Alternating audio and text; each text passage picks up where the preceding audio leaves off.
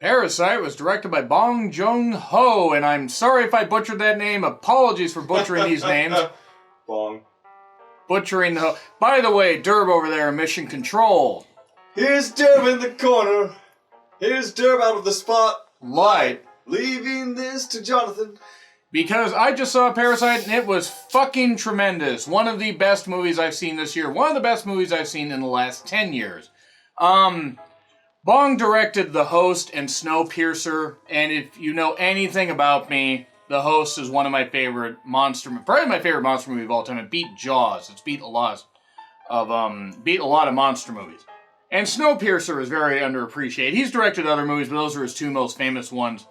And this deals with a family that's living in poverty that manages to basically, well, I'm going to get into spoilers here a little bit later, but they manage to worm their way into this rich household through a gullible housewife by having their children their son impersonate an English tutor after one of his friends is like, hey, why don't you do this? Why don't you tutor this student that I'm tutoring while I'm abroad? And then I'm going to come back and I'm going to ask her out because she's a little bit younger and the guy's playing ahead and that's a little bit creepy. But that isn't the only creepy undertone about this movie. You have the family that's living in poverty, including Kang Ho Song, who was actually in The Host. He was actually the kind of dopey dad in The Host, the one that ended up being the hero of the whole movie. It's weird that he's played dads, like, of different, variations in two of my favorite movies. And with this, they concoct this plan. So, the son says, hey, yes, I will go to, it's like, I'll go do this. Sure, why not? I'll do the English tutoring. I can do this stuff. I can BS my way through. His sister helps forge some documents and everything. But it turns out that the rich family, the mother is kind of an idiot. And I'm not saying the actress is an idiot, but she plays an idiot here. And she's very naive, and she believes him right away. Oh, you came at the recommendation of my daughter's favorite English tutor? Sure, you go right ahead. You can do that. Oh, you need somebody else to help your out-of-control, hyperactive son. Hey, I know somebody, so he has a sister pretend to be in art, pretend to be somebody that's into art and stuff like that, and, help with child therapy and stuff like that, since he's a young boy and he's energetic and everything. But then it's like, hey, we can get the whole family in this house and we can take a whole bunch of their money by getting jobs from them and basically grift them out of a whole bunch of money. Because that's what's been going on. There's this underlying theme of family. The father ends up getting the job of being the driver. The mother ends up getting the job of being the housekeeper. After the old housekeeper that was there with the previous family, the original builder of the house, she's suddenly gone. So this whole family has jobs, and this rich family does not know that they're all related, because they're all just pretending like, no, we don't know each other, even though the son's pretty observant. And he notices at one point that both the husband and wife, the housekeeper and the driver, smell the same. And then they have a scene a little bit later where they're like, are we going to have to use different detergents so they don't, pick up on all this? There's a very nice dark comedy element about all this, but things are not what they seem. There is a pretty, good storyline as far as the rich and poor societies, how the rich live while everybody else lives in squalor. And this isn't like set in the future. This is present day South Korea, and it's pretty fucked up. And it's pretty telling of how some societies are and how some societies are viewing, like, those are barely scraping by. They're living in the slums. Like, even some are living in basements of households that themselves are barely are basements of other households. It's really just all stacked on top of each other. And it's this whole thing with family. It's great stuff. And then things really take a drastic turn in around the end of hour one. And oh boy, do things go off the fucking rails, and do things just switch like that. It is really fucking, it's more psychological, drama, psychological horror a little bit. But there is the whole theme of family. Like, they realize that they made a mistake trying to do this, and they can't keep up this facade forever, even though they have the money. And things eventually turn out for the worse. The tits go inevitably up, and the whole plan, basically just goes all out of whack. With this, things get a little violent in a few parts. And without spoiling much of it, things aren't what they seem. I knew that there was going to be something fucked up going on a little bit later, but it wasn't what I expected. And since I saw that it was directed by the guy that directed The Host, I was in. I was like, okay, cool. If this comes to a theater near me, I'd drive 20 miles to Linwood to watch it. It was worth it. So now, I'm going to get into spoilers right here. So right around this point, we're going to... Spoiler alert. Spoiler alert, as he said. So, yep, right here, and we are at the spoiler talk. So, apologies if you guys didn't see that, if you guys didn't, hear the spoilers and see the spoilers, but this is where we're going. So, with family, you got the father, the mother, the daughter, and the son. As I said before, the son ends up getting up into this household, and he finds out, well, hey, he ends up having feelings for the daughter that he's tutoring. That it's hard to tell really how old the actors actually are. I've noticed that with some Asian movies, like, where South Korea and Japanese, it's always hard to tell how old some actors are, because they age like fine wines usually. But with this, it was still a little bit kind of like the son, I think, was supposed to at least be in his early 20s, like 19 or 20 or something like that, or maybe even 21. And the daughter was only supposed to be about 16. No, 15, because she was a sophomore. That's a bit much. Or 15, 16. The whole point is, that was a little creepy. But then you get, like, some comedy spots where it's like the family's having to keep up this facade. They have all this stuff where things get forged, everybody gets in the house. And then, as I said, around hour 1, so you have the main housekeeper that has an allergy to peaches. Millions of peaches for me, but the whole point of that is they figure out, well, they'll just take some peach shavings and put it on her, which they somehow manage to do. They concoct a pretty cool way of doing it to get her out of the house, to get the mother in the house.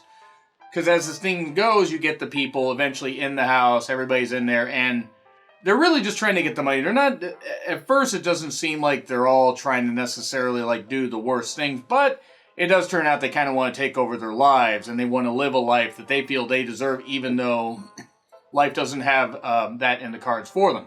So the housekeeper ends up getting taken out. Not taken out, but taken like out of the house. And even though she earned quite a bit of money, she's still living in, she's living in a bit of squalor, because when you lose your income, unfortunately, that tends to happen. So sometime later, the entire family is in the house while the rich family is on. And I'm not going to go over every single actor's name. I'm not going to go over every single person's name, though I will point out that Yo Jong-jo actually was pretty good. And then you have So Dam Park. She was really good as the daughter. Woo Sik Choi, he was really, really good as the son. Sung Kun Lee, he was very good as the dad. I'm not going to say his name in the movie because I will unfortunately laugh. And actually, I take that back. Everybody else actually really played their roles well. Everybody was goddamn good, and there was only like one, I think, slightly American person that was in like white person in the cast. And I believe he played a German dad.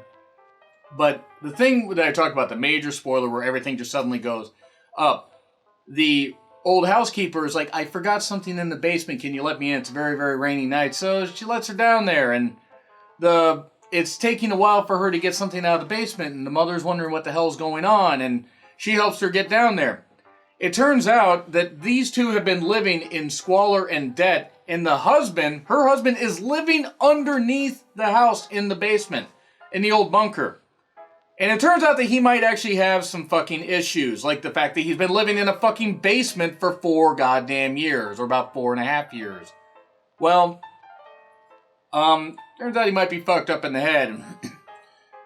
And the old housekeeper finds out that, oh, hey, wait a second, you're all related. She took a video on the phone. The family's like, well, shit, now we're going to get sent right back to the whole thing. We're going to get sent right back to squalor. It's going to suck. And, again, the whole rich-poor thing where it's like this family that was poor got a taste of being rich, and now they don't want to sympathize with the woman that they ousted from her job while she has a husband that's living in the bunker of the house. Things do get out of control. Violent stuff happens. The wife ends up getting pushed down the stairs at one point. The husband that was in the basement gets tied up.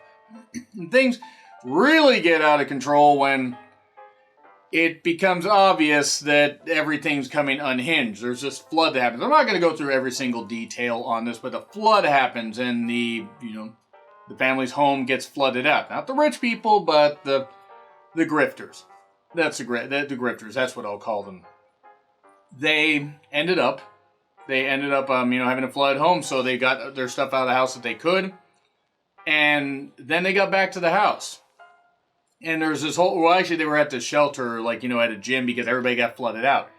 Then, the next day, the rich wife contacts and says, hey, we'd like you all to be there at this party for the son and everything. He would love you to come. Everybody come.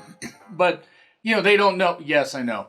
As I said that, what Derb's they're reacting to. But with that, you kind of wonder this whole big rich family thing, and this whole of the daughters being tutored and the son of the poor family. They're just talking. He's like, "Do I belong here? Oh wait, I need to go do something."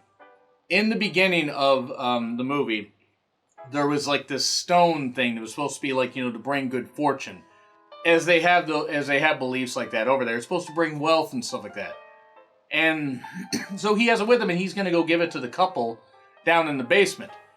And eventually, it's like, hey, maybe it'll bring you good fortune like it's brought us. Even though they grifted their way into this house once again. So he goes down, and the wife is dead because she had a concussion and bled out and everything, bleeding on the brain, all that.